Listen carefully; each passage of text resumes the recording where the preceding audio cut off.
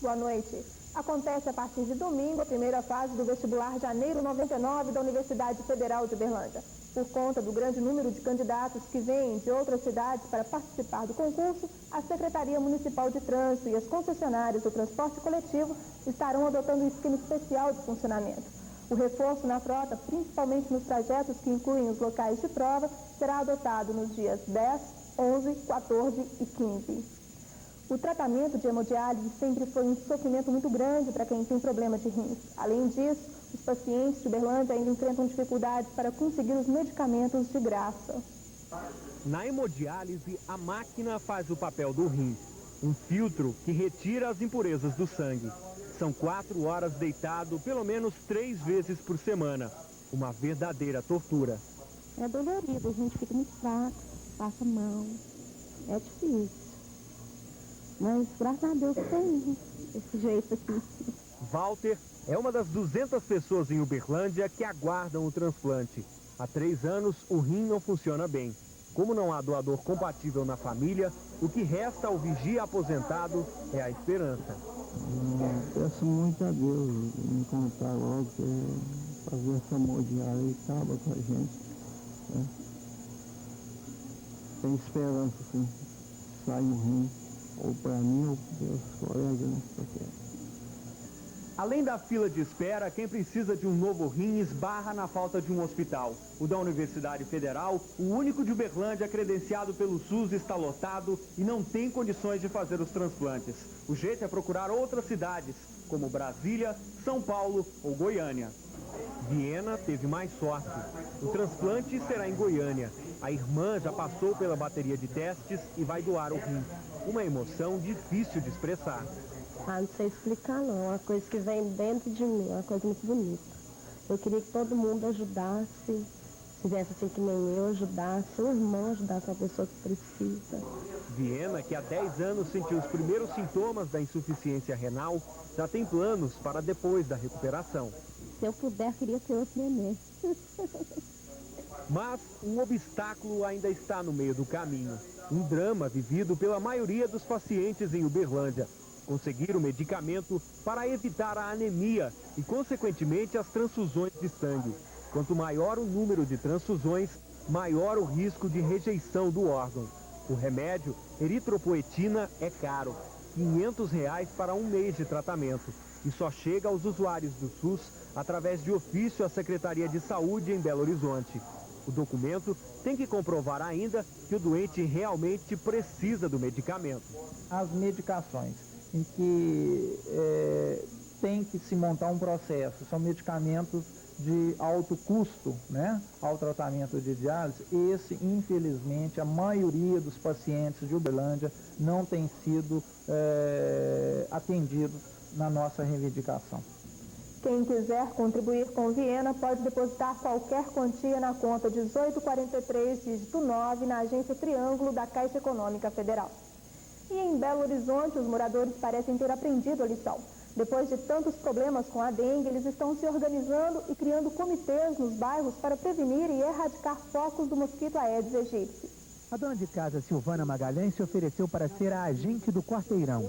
Ela mora na Rua das Flores, no bairro Nova Granada, região oeste de Belo Horizonte. Sempre que pode, Silvana conversa com os vizinhos e mostra a eles o que deve ser feito para eliminar os focos da dengue. A mobilização começou pela família. A mãe, que mora na casa ao lado, limpou o terreiro, organizou os restos de material de construção que vão ser doados e virou todas as garrafas vazias de cabeça para baixo. Dona Maria sabe quais os efeitos da dengue. A dengue é uma doença triste, é uma doença terrível. Só a gente que já teve é que sabe como que ela é. Este lote foi limpo e cercado. Nesta outra casa, a caixa d'água foi tampada e coberta com uma lona. Dona Efigênia, de 65 anos, todos os dias se preocupa em retirar a água da chuva que fica acumulada nos vasos das plantas. Eu te ajudo, você me ajuda, ela me ajuda, então um está dando a força para o outro. A região oeste é a campeã do programa Adote um Quarteirão. Segundo a prefeitura, mais de 600 pessoas estão fazendo esse trabalho de mobilização dos vizinhos. Os terreiros, graças a Deus, mas mudaram, mas é muito mesmo. Tem muita coisa ainda para ser feita. E em Patos de Minas, os motoristas estão tendo dificuldades para comprar o kit de primeiros socorros. O produto sumiu das prateleiras e o pior é que nem mesmo os acessórios para montar o kit estão sendo encontrados. Quem conseguir montar o kit vai fazer uma boa economia. O custo vai ficar em torno de R$ 5,00, enquanto que ele está sendo vendido por preços que variam de R$ 10 a R$ 15,00. O problema é que encontrar esse material, mesmo separado, está difícil. Ele sumiu do mercado. Como sempre, o brasileiro deixou para a última hora e a indústria também ficou desprevenida. Nem nosso fornecedor tem tido os componentes do kit para nos fornecer. Por causa da dificuldade em encontrar o equipamento, a Polícia Militar ainda não está multando os motoristas. A partir do dia 1º de janeiro, já era para a Polícia Militar estar cobrando. Mas haja vista a falta do material, então a Polícia Militar aqui na região, ela vai dar um período de carência. Nós ainda não temos uma data estipulada, mas por enquanto nós vamos abordar os veículos. Aquele motorista que não estiver com o kit, ele vai ser orientado e advertido que da próxima vez ele poderá ser multado. Multa esta, que está em torno de R$ 115,00, além do motorista ter computado na sua ficha 5 pontos, por se tratar de uma falta grave. Mas para a população, comprar não é o único problema. Usar ao rigor, eu acho que muito pouca gente saberia usar. Eu acho que o importante, inclusive parece que está previsto na legislação, é que houvesse o treinamento. A coisa está vindo assim meio mais para impor do que para funcionar. Eu acredito que sim, mas eu não sei usar aqui não. Apesar das instruções que eu já recebi, várias publicações que eu recebi, eu não estou preparado não. Eu acho que apenas, vou repetir, o motorista que receber uma instrução médica específica para isso. A Corte Suprema do Tribunal de Justiça de Minas Gerais suspendeu o processo de incineração de autos judiciais em todo o estado. A decisão foi tomada após o Supremo Tribunal Federal, o STF, ter concedido liminar de ação direta de inconstitucionalidade ao Procurador-Geral da República, Geraldo Brindeiro, que tenta impedir o processo de destruição dos documentos em São Paulo, a pedido da Procuradoria de Justiça daquele estado. Em Minas Gerais, existem cerca de 7,5 milhões de processos em arquivo. Em Belo Horizonte, são 4 milhões. E com a incineração, 4% do total seriam destruídos. Com o cancelamento da queima da papelada, todos os juízes das 285 comarcas deverão suspender o processo de destruição dos documentos. A suspensão não impede que as comarcas prossigam com a catalogação dos documentos. Servidores estaduais de Minas começam a receber os salários de dezembro a partir da próxima sexta-feira. De acordo com a escala de pagamentos liberada pela Secretaria da Fazenda, a primeira chamada acontece na próxima segunda. A segunda chamada será no dia 18, a terceira no dia 19, a quarta no dia 20 e a quinta no dia 21, enquanto a sexta e última chamada será no dia 22. O vice-governador de Minas Gerais, Newton Cardoso, do PMDB, voltou a dizer hoje que a responsabilidade pela moratória do Estado é do ex-governador Eduardo Azeredo, do PSDB. Cardoso afirmou que Azeredo fez um saque na Caixa Estadual de 279 milhões que inviabilizou os pagamentos que o Estado teria que fazer agora, em janeiro.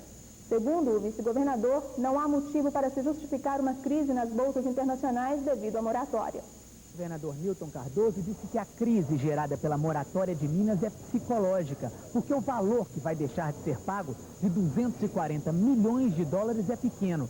Newton Cardoso disse que o momento é de baixar a poeira e sinalizou para a possibilidade de diálogo. Segundo ele, dentro de 3 meses, Minas Gerais volta a cumprir seus compromissos normalmente, porque, segundo as palavras do vice-governador, Minas Gerais não dá calote. E se o governador Itamar Franco mantiver a decisão de não pagar as dívidas renegociadas com a União, no próximo dia 20, o Tesouro Nacional vai reter 12,3 milhões, que seriam repassados nesta data pelo Fundo de Participação dos Estados, o FPE. Esse dinheiro seria para completar os 55 milhões que vencem no mesmo dia. O Tesouro também vai determinar ao Banco do Brasil que busque o que falta junto ao agente financeiro do Estado, o BENDE, retendo ICMS e IPVA. O restante da dívida total de 77 milhões que vence em janeiro será obtido através da retenção do Fundo de Compensação da Lei Candir e da terceira parcela do FPE, que são repassados no dia 30. Além disso, também o IPI sobre as exportações. As informações são do secretário nacional do Tesouro, Eduardo Guimarães. E em Uberlândia, um professor de economia assegura que o governador Itamar Franco arriscou ao criar a polêmica com o governo federal e que Minas pode acabar por pagar uma conta salgada demais. Fundamentalmente, é uma decisão política do Itamar de tensionar com o governo federal, porque em termos financeiros, a Minas não tem muito benefício na medida em que o governo federal ele controla as verbas federais que constitucionalmente devem ser repassadas aos governos do Estado, e ele pode reter essas verbas na medida em que o governo do Estado não cumpre com seus compromissos financeiros. Então, para Minas, objetivamente, em termos financeiros, isso não tem impacto positivo. O que o Itamar está tentando é mobilizar os governadores a nível nacional para um enfrentamento com o governo Fernando Henrique, na tentativa de reabrir a política de pagamento das dívidas dos estados. Só que eu acho que o Itamar faz isso numa hora péssima, né?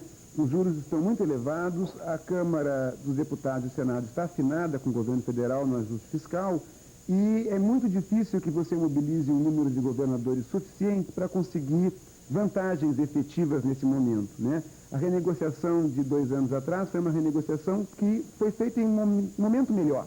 E dificilmente se reabrisse a negociação agora, você conseguiria vantagem. Então eu acho que o Itamar tentou fazer um enfrentamento, mas tende a ser o perdedor nessa história toda. A seguir, imobiliárias abrem a temporada apostando na recuperação do mercado e na geração de empregos. O Jornal Paranaíba volta em instantes.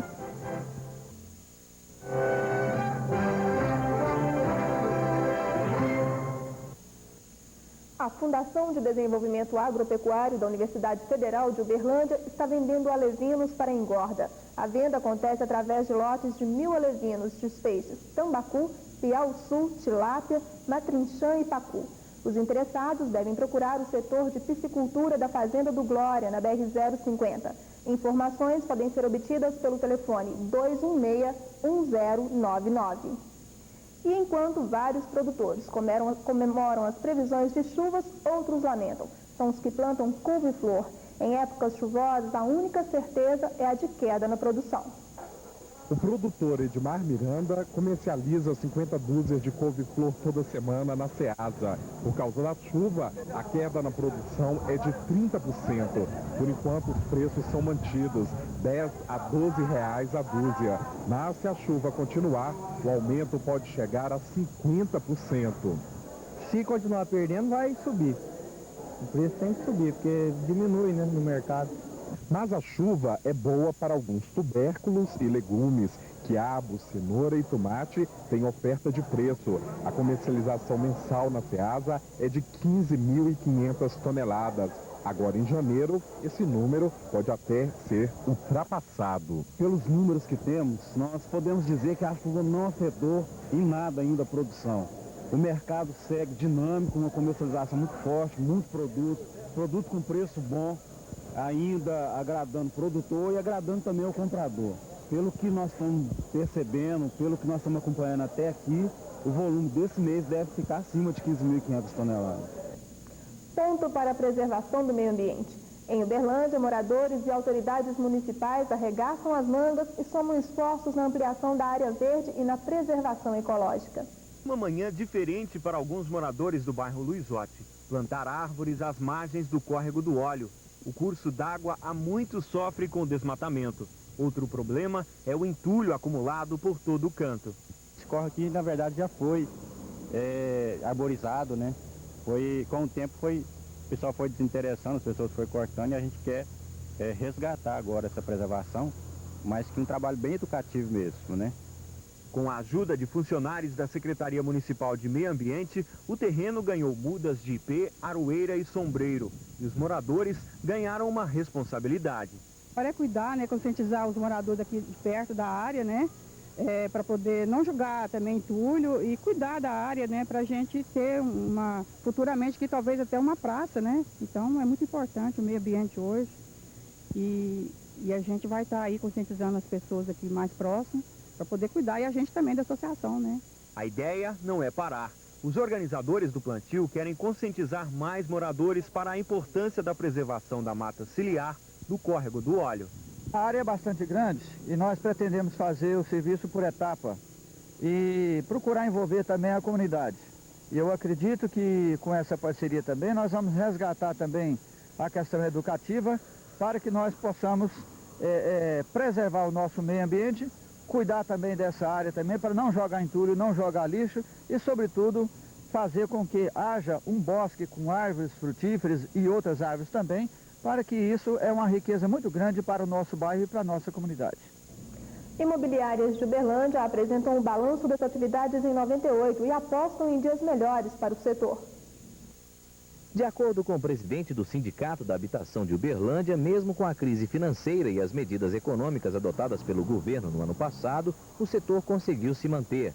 Mas, para que isso acontecesse, os empresários tiveram que se adequar à realidade do país, tendo que trabalhar dobrado para não ter prejuízos. A média de venda foi mantida num total de 40 por mês.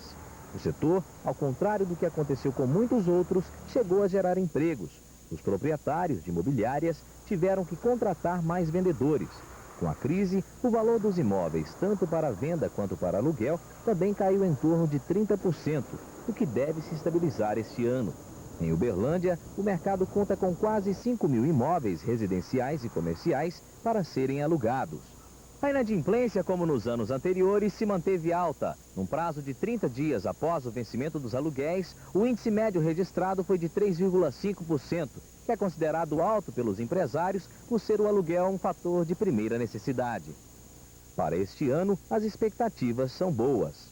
Considerando que o ano de 1998 todo o mercado se ajustou, os preços ficaram compatíveis com a realidade econômica do país, 1999 está pronto para a comercialização ser bastante favorável, as locações, as vendas, uma vez que, estando os preços baixos, tão logo o mercado reage à situação econômica, as pessoas consigam novos empregos, eles irão alugar mais e comprar mais. Portanto, nós esperamos um 99 bastante positivo. E os empresários parecem mesmo estar acreditando que 99 será um ano melhor e que vale a pena investir. Em Patrocínio, uma multinacional aposta na força do café do Cerrado. Foi inaugurada hoje em Patrocínio a sede regional da Brasil Beton, empresa do grupo francês Lafarge, que atua em várias áreas, entre elas concreto usinado. A filial de Patrocínio tem uma central de usinagem e uma projeção para produzir 12 mil metros cúbicos de concreto por ano, com um faturamento bruto em torno de US$ 1.200.000. A usina está instalada no Distrito Industrial. Os equipamentos implantados na Regional de Patrocínio vão atender a uma região no raio de 80 quilômetros. Hoje foram feitas demonstrações desses aparelhos. Há um ano, o Grupo Lafarge iniciou suas atividades em Patrocínio, gerando 15 empregos diretos. Hoje, gera 30 com a inauguração da sua sede regional. Nós já temos aí a vinda da PIFPAF, outras conquistas, e hoje estamos aqui sendo testemunho da inauguração da sede própria da Brasil Beton, uma empresa que vem, além de oferecer mais oportunidades de emprego ao trabalhador patrocinense, vem também oferecer uma melhor receita para o nosso município. Hoje, de todo o concreto utilizado no Brasil, apenas 10% é concreto usinado. A direção do grupo francês espera um crescimento na demanda desse tipo de produto. A tendência do Brasil, como nos países do primeiro mundo, ou aos Estados Unidos, no Canadá, ou na França, é utilizar cada vez mais o cimento via usinas desse tipo, desse porte, ganhando produtividade nas obras. O Grupo Lafarge foi homenageado pelo município com uma placa de prata entregue ao superintendente pelo secretário de Desenvolvimento Econômico. Os gerentes regionais do Rio, Uberaba e Patrocínio foram homenageados pela Câmara Municipal com moções de aplauso entregues pelo vice-presidente. Foi assinado um termo de compromisso com a Gar Café, Cooperativa de Cafeicultores, e com a Associação de Cafeicultores do Cerrado, da região de Patrocínio, para o desenvolvimento de um concreto especial para a secagem de café. Um concreto escuro que vai absorver mais o calor do sol e com isso possibilitar a melhor secagem do café. Então é uma expectativa muito positiva que a gente vê de poder contribuir também nesse sentido. Na verdade, essa possibilidade que eles nos abriu é uma oportunidade fantástica que a gente vai agarrar com as duas mãos e com certeza, juntamente com a Gar Café, nós vamos trabalhar nesse sentido. Veja a seguir, pintor perde a vida ao cair de prédio no centro de Uberlândia. O Jornal Paranaíba volta em instantes.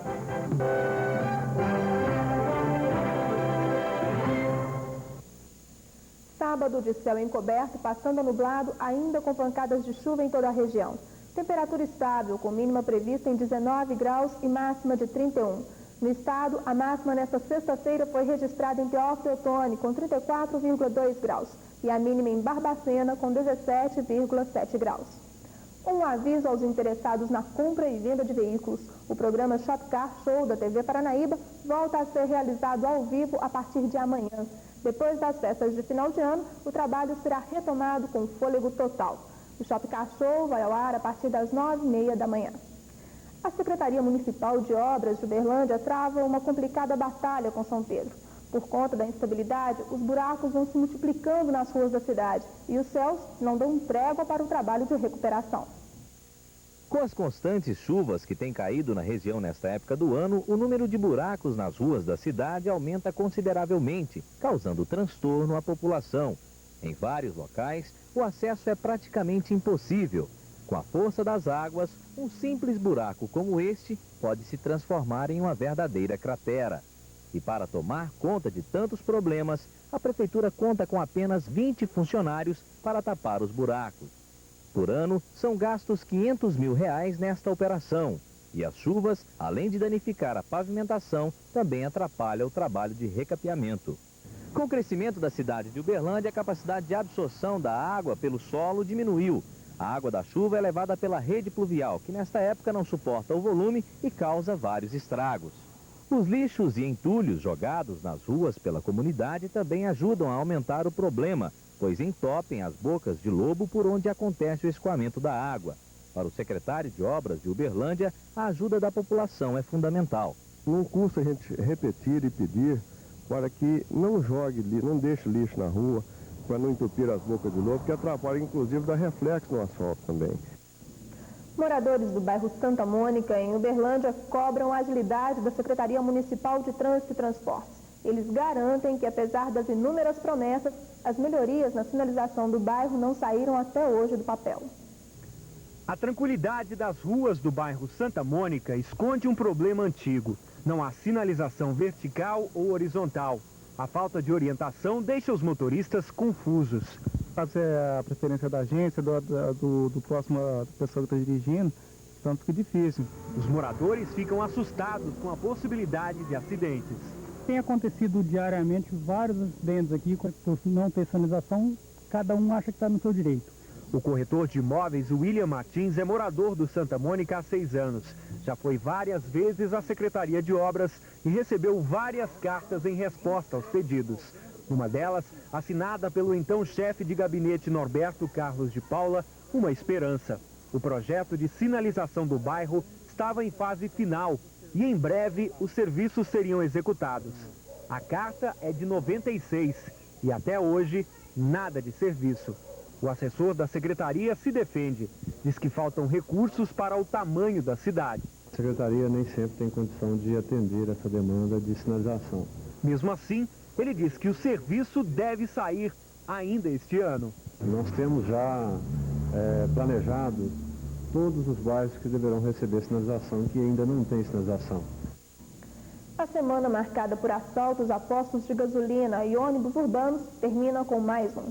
2 elementos armados utilizando uma moto de cor escura invadiram a agência dos Correios na Avenida Floriano Peixoto, esquina com a Rua Santa Catarina, no bairro Brasil, e depois de ameaças roubaram R$3 mil em dinheiro. A polícia ainda não tem pista dos marginais. Tragédia no centro de Uberlândia no final da tarde desta sexta-feira. Um pintor perde a vida ao despencar de mais de 18 metros de altura.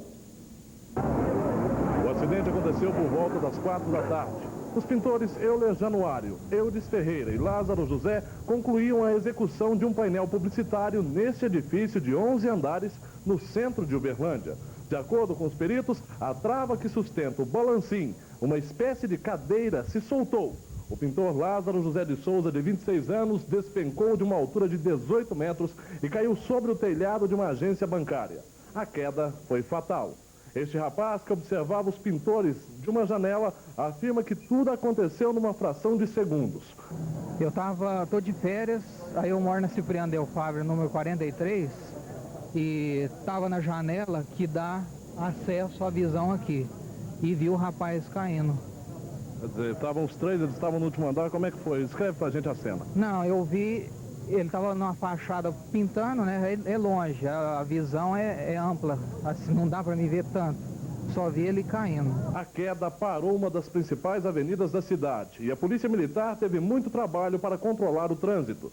Para os bombeiros, os primeiros a chegarem ao local, pouca coisa a ser feita.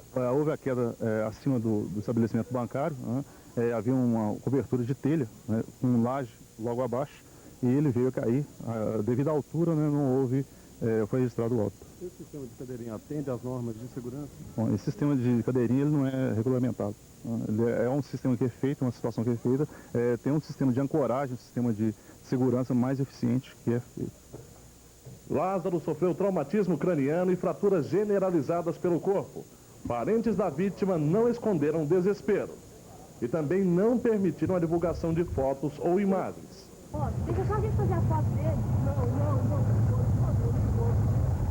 A morte de Lázaro é mais uma triste estatística na falta de segurança que ronda muitas atividades ligadas à construção civil. Acho que é mais uma negligência das empresas que a gente tem alertado aos empresários na segurança. A gente viu constatar o seguinte: a cadeirinha tem que ser locada e tem que ser com o registro do Inmetro de segurança. E a maioria das empresas tem locado primeira, segunda e terceira locação. Eu gostaria que as empresas fizessem uma só locação através de uma empresa só de segurança, que olhasse mais esse problema de equipamento. Nós vamos ter vários problemas através dessas cadeiras, porque não é certificado através do Inmetro. A segunda edição do Jornal Paranaíba desta sexta-feira fica por aqui. Na sequência, Louco por Você. E às 8h em ponto, Paulo Henrique Morim apresenta o Jornal da Band. Para você.